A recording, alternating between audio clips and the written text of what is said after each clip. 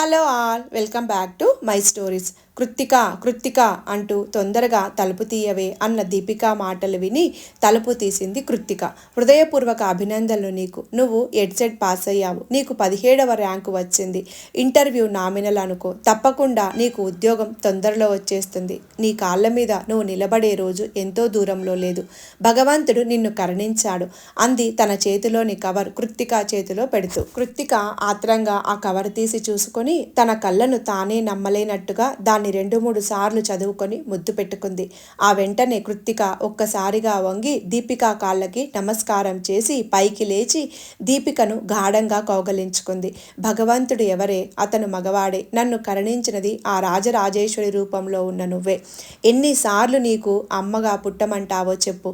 ఆ తల్లిని బ్రతిమలాడి నీకు అమ్మగా పుట్టి రుణం తీర్చుకుంటానే, నీ రుణం తీర్చుకుంటాను అంటూ వెక్కి వెక్కి ఏడ్చింది కృత్తిక. వెంటనే ఆమెను తన నుండి విడదీసి కృత్తిక కన్నీళ్లను తుడిచి పక్కనున్న కుర్చీలో కూర్చోపెట్టి మరో కుర్చీని కృత్తిక దగ్గరగా లాక్కొని కూర్చొని అంది దీపిక.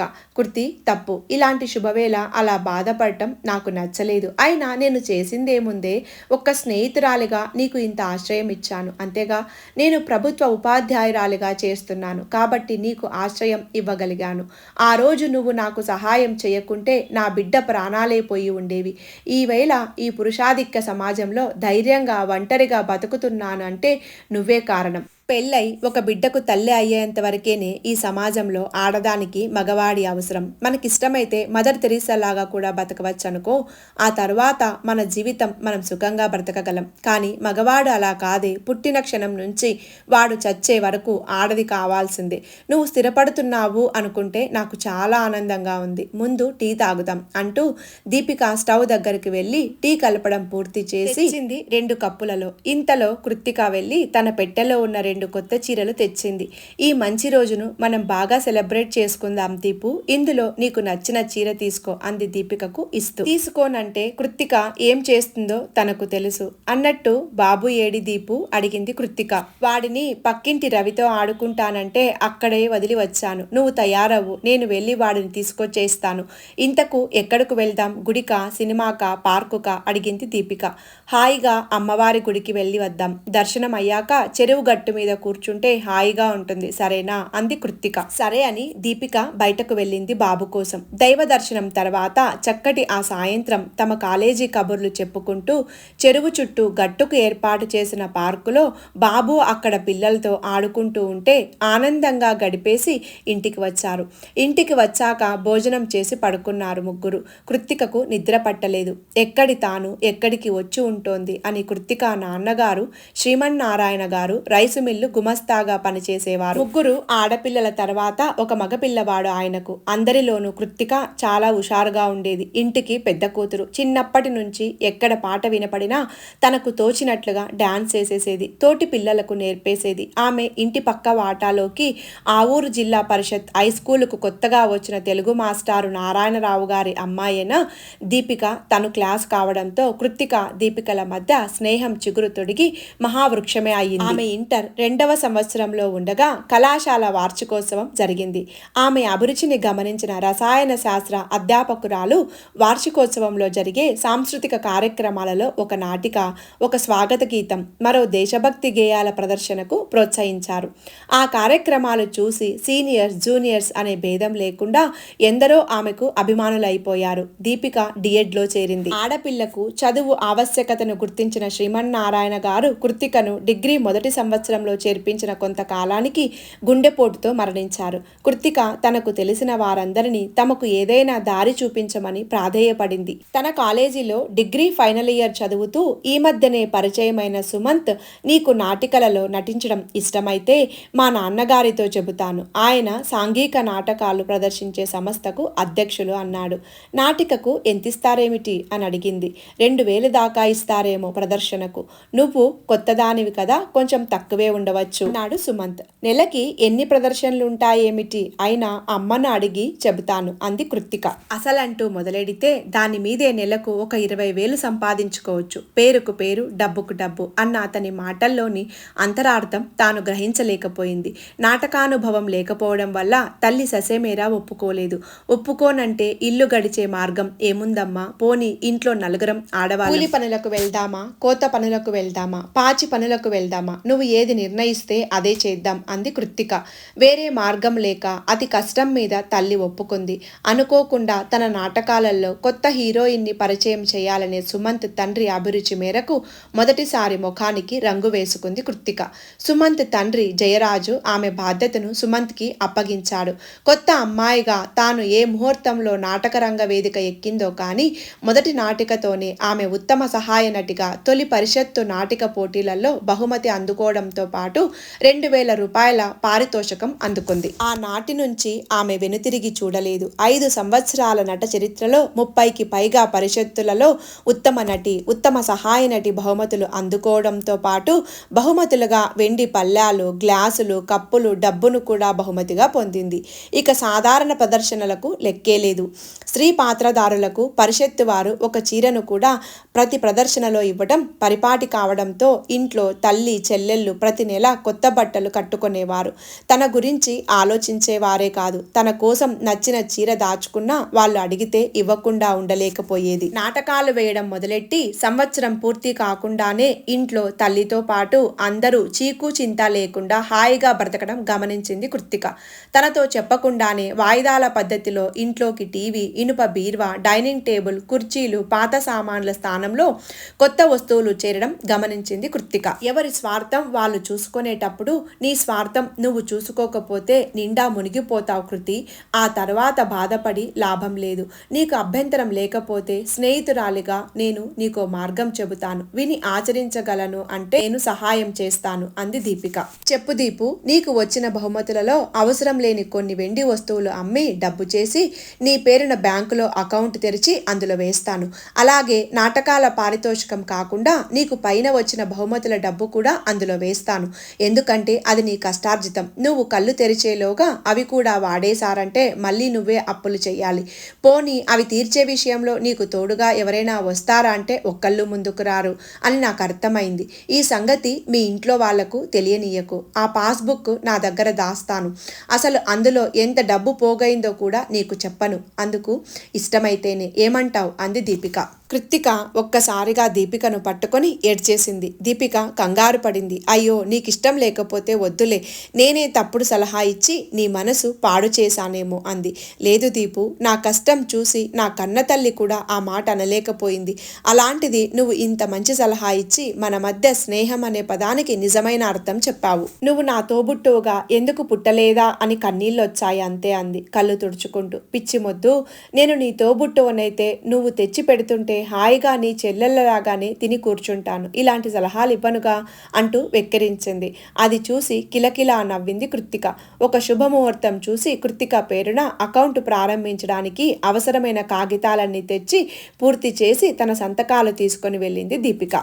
ఆ సాయంత్రం పాస్బుక్ను పట్టుకొచ్చి చూపించి తనతో తీసుకుపోతూ అంది. కృతి, నువ్వు నాకు ఎంత డబ్బు ఇస్తున్నావో చిన్న పాకెట్ బుక్లో నోట్ చేసుకో. అప్పుడు దీంట్లో ఎంత సొమ్ము పోగైందో నేను చెప్పక్కర్లేదు, నీకే తెలుస్తుంది అంది దీపిక. లేదే, నేను అలా చేస్తే నిన్ను అవమానించినట్టే లెక్క. పొరపాటున కూడా ఆ పని చెయ్యను అంది కృతి. లేదు కృతి, స్నేహం వేరు, నమ్మకం వేరు. అందులోనూ డబ్బు విషయంలోనే స్నేహితుల మధ్య పొరపొచ్చాలొస్తాయి. సరే, నువ్వు ఆ పని చెయ్యకపోతే నేనే చేస్తాను అంది సీరియస్గా. మన స్నేహంలో మాత్రం రావు, రానివ్వను నేను అంది కృత్తిక. 2 ఏళ్లు గిర్రున తిరిగిపోయాయి. దీపిక డిఎడ్ పాస్ అయిన వెంటనే రాష్ట్ర ప్రభుత్వం డిఎస్సి ఉద్యోగాలు ప్రకటించడం, మంచి ర్యాంకుతో పాటు ప్రాథమిక పాఠశాలలో సెకండరీ గ్రేడ్ ఉపాధ్యాయునిగా ఆమెకు సెలక్షన్ రావడంతో పెళ్లి సంబంధాలు రాసాగాయి. వచ్చిన సంబంధాలలో దగ్గరలోని పట్నంలో మున్సిపాలిటీలో వ్యాయామ ఉపాధ్యాయుడిగా వచ్చిన సంబంధం నారాయణరావు గారికి బాగా నచ్చింది. అతనికి ఎలాగూ బదిలీలుండవు, ఉన్న అవి పట్టణ పరిధిలోనే ఉంటాయి. అమ్మాయి దగ్గరగా ఉంటుంది, చుట్టుపక్కల గ్రామంలోనే కాబట్టి ఆమె డ్యూటీ అనంతరం ఏ రోజుకు ఆ రోజు ఇంటికి వెళ్ళిపోవచ్చు. పైగా ఇద్దరు ఉపాధ్యాయులే అయితే డబ్బుకు డబ్బు, వెసులుబాటు కూడా. ఇన్ని విధాలుగా ఆలోచించి అతనికి దీపికనిచ్చి వివాహం చేశారు. తన ప్రాణమిత్రురాలు తనకు దూరమైనందుకు కృత్తిక చాలా నీరసపడిపోయింది. దీపిక తన పక్కన ఉంటే ధైర్యమే ధైర్యం. పిచ్చి మొద్దు, నేనెక్కడికి వెళ్తాను? మా టీచర్లకి 220 రోజులు పని చేస్తే చాలు, ఏడాది జీతం వస్తుంది, బోలెడు సెలవులు. నువ్వు దూర ప్రాంతాలకి నాటకానికి వెళ్ళినప్పుడు తిరిగి వస్తూ నా ఇంటికి వచ్చాయి. సెలవుల్లో నేను ఇక్కడికి వస్తూ ఉంటాను, సరేనా? ప్రాణాలు పోయేంత వరకు మన ఇద్దరి స్నేహం ఇలాగే ఉంటుంది, నాది హామీ అని చెప్పడంతో కృత్తిక మనసు తేలికపడింది. పెళ్లి అయిన 6 నెలలకే భర్త, అతని అభిరుచులు, అలవాట్లు అవగతమవుతూ వచ్చాయి దీపికకు. అతనికి టీనేజ్ అమ్మాయిల పిచ్చి. స్పోర్ట్స్ అండ్ గేమ్స్కి కోచింగ్కి వచ్చే అతనికి నచ్చిన అమ్మాయి అతని కోరిక తీర్చాల్సిందే. అలా ట్రాప్ చేసేవాడు. దీపికకు ఏడాదికే బాబు పుట్టాడు. ఒక రోజుకు పేరంటానికి వెళ్తూ పక్కింటి వాళ్ళ అబ్బాయికి బాబునిచ్చి జాగ్రత్తగా చూడమని చెప్పి వెళ్ళింది. వాళ్ళ ఇంట్లో టీవీ లేకపోవడం వల్ల ఆ పిల్లాడు తన జేబులో కొనుక్కోవడానికి తెచ్చుకున్న చిల్లర నాణ్యాలను బాబుకిచ్చి రిమోట్తో టీవీ ఛానల్స్ తిప్పుతూ చూడడంలో పడిపోయాడు. తలతలలాడుతున్న 2 రూపాయల నాణ్యాన్ని ఆ బాబు నోట్లో పెట్టేసుకున్నాడు. ఇదేమీ గమనించే స్థితిలో లేడు వాడు. దీపిక పేరంటం నుంచి వచ్చి చూస్తే బాబు గుడ్లు తేలేసి పడి ఉన్నాడు.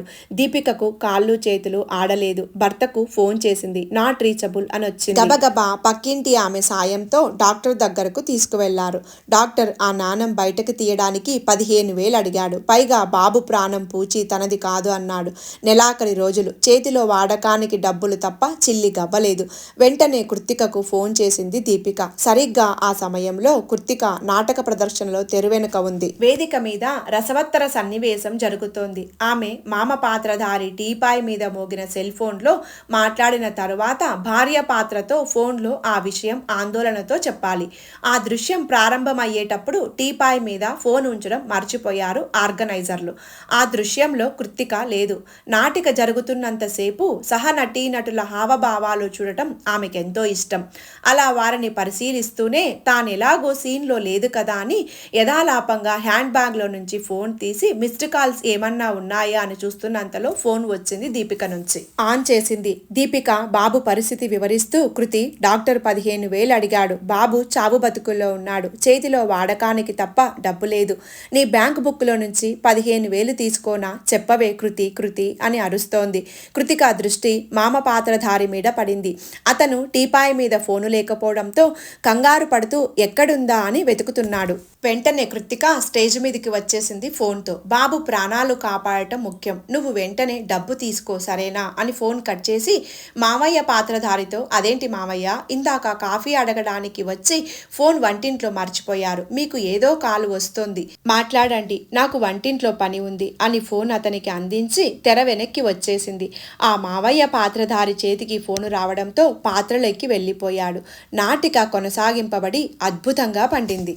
కృత్తిక స్పాంటేనియస్గా స్పందించిన తీరుకు జయరాజు ఉబ్బి తబ్బిప్పైపోయాడు. ఆ మావగారి పాత్రధారి నాటకానుభవం తక్కువ. దానితో కంగారు పడి పోర్షన్ మర్చిపోతే ఎక్కడ నాటిక చెడిపోతుందో అని భయపడ్డాడు జయరాజ్. యూనిట్ అంతా కృత్తికను ఆకాశానికి ఎత్తేసి మరీ అభినందించారు. యథాప్రదంగా ఈ నాటికలోనూ ఆమె ఉత్తమ నటి అవార్డు సొంతం చేసుకోవడంతో జయరాజ్ ఆనందానికి అవధులు లేవు.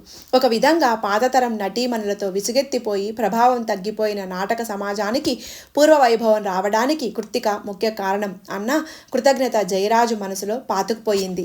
ఆమెను తన కోడలిగా చేసుకుంటే బాగుంటుందన్న భావనను కొడుకు దగ్గర వ్యక్తం చేశాడు. ఈ విషయంలో జయరాజు చాలా లోతుగా ఆలోచించాడనే చెప్పాలి. మొదటగా తమ సంస్థలో నాటకాలు వేయడానికి వచ్చిన అమ్మాయిలను వాడుకోవడంలో సిద్ధాస్తుడైన కొడుకుకు ఆ పాడు అలవాటు తప్పించి వాడిని ఒక కుటుంబికునిగా స్థిరపరచడం. రెండవది, ఆమెను కోడలిగా చేసుకోవడం వల్ల సంస్థకు పేరుకు పేరు, డబ్బుకు డబ్బు. తండ్రి దగ్గర నుంచి వచ్చిన అవకాశం వింటూనే ఎగిరి గంతేశాడు సుమంత్. నేనే స్వయంగా అడిగితే మీరు నన్ను తిడతారేమో అనుకున్నాను నాన్న. నాకు మనసులోని కోరిక ఆ దేవుడు మీ రూపంలో తీరుస్తాడని అనుకోలేదు అన్నాడు సుమంత్. సరే, నేను కృత్తికను కదుపుతాను. తన అభిప్రాయం విన్నాక ఒక నిర్ణయానికి వద్దాం అన్నాడు జయరాజ్. మరునాడే వార్తాపత్రికలో ప్రముఖంగా వచ్చిన వార్త చదివి కంగారు పడిపోయింది కృత్తిక. అది దీపు భర్త అరెస్టు వార్త. పలానా పట్టణ ఉన్నత పాఠశాలలో వ్యాయామ ఉపాధ్యాయునిగా పనిచేస్తున్న సత్యకృష్ణ సాయంత్రం సమయాలలో విద్యార్థినులకు శిక్షణ ఇచ్చే సమయంలో తమతో అనుచితంగా ప్రవర్తిస్తూ తమను శారీరకంగా మానసికంగా హింసకు గురి చేస్తున్నాడని అదే పాఠశాలలో 9వ తరగతి చదువుతున్న ముగ్గురు విద్యార్థినులు సాక్ష్యాలను రికార్డు చేసి లోకల్ సిటీ కేబుల్ వారికి మరియు జిల్లా పరిషత్ అధికారులకు పంపడంతో ఈ వ్యవహారం మొత్తం వెలుగులోకి వచ్చింది. విద్యాశాఖ అధికారులు ముందుగా అతన్ని సస్పెండ్ చేశారు. పోలీసులు అతన్ని అరెస్టు చేసి విచారిస్తున్నారు. అతని భార్య దీపిక కూడా అదే మండలంలో ప్రాథమిక పాఠశాల ఉపాధ్యాయునిగా పనిచేస్తున్నారు. ఈ విషయం తెలిసిన వెంటనే భర్తతో గొడవపడి దీపిక నిద్ర మాత్రలు మింగి ఆత్మహత్యా ప్రయత్నం చేశారు. సకాలంలో స్పందించడం వలన ఆమెకు గండం తప్పిందని, ఆమె ఆరోగ్యం నిలకడగా ఉందని డాక్టర్లు చెప్పారు.